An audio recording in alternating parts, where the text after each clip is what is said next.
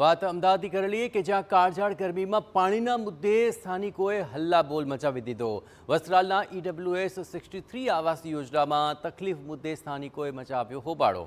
જ્યાં એમસીના મુખ્ય પ્રવેશદ્વાર પર સ્થાનિકો એકત્ર થયા।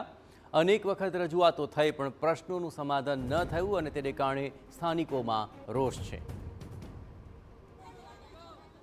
એક તરફ ગરમી પોતાનું આકરું સ્વરૂપ બતાવી રહી છે તો બીજી તરફ અમદાવાદીઓ એ સ્થાનિક પાણીના મુદ્દે પરેશાન થઈ રહ્યા છે।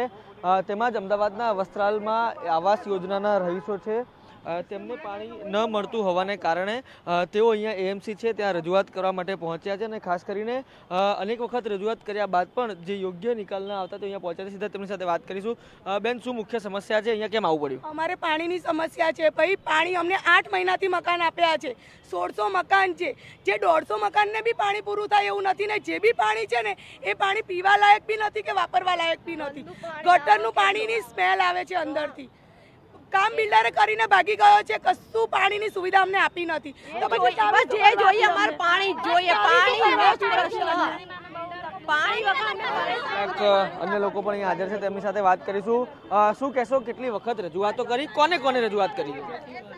કમસે કમ 4 થી 5 વખત અમે રજૂઆત કરેલી છે।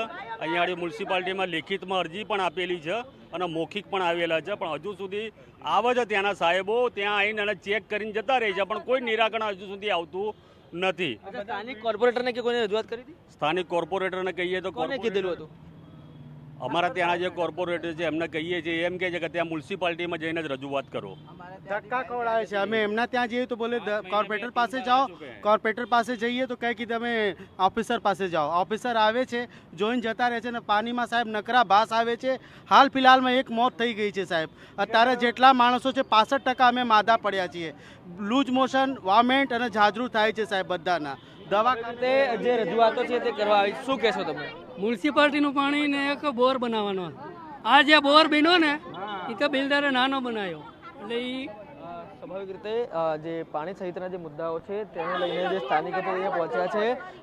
જે પ્રકારે રહીશો બતાવી રહ્યા છે કે ટીપી નંબર 104 જે ફાળવેલ પ્લોટ નંબર 50 હતો ત્યાં આગળ EWS 63 આવેલું છે, ત્યાં અનેક વખત રજૂઆતો કરી છે, પરંતુ અત્યાર સુધી કોઈ પણ પ્રકારની રજૂઆતો બાદ પણ જે કોઈ પણ સમાધાન છે તે આવ્યું નથી। ત્યારે આ તમામ લોકો હવે એએમસી ખાતે હલ્લાબોલ કરી રહ્યા છે।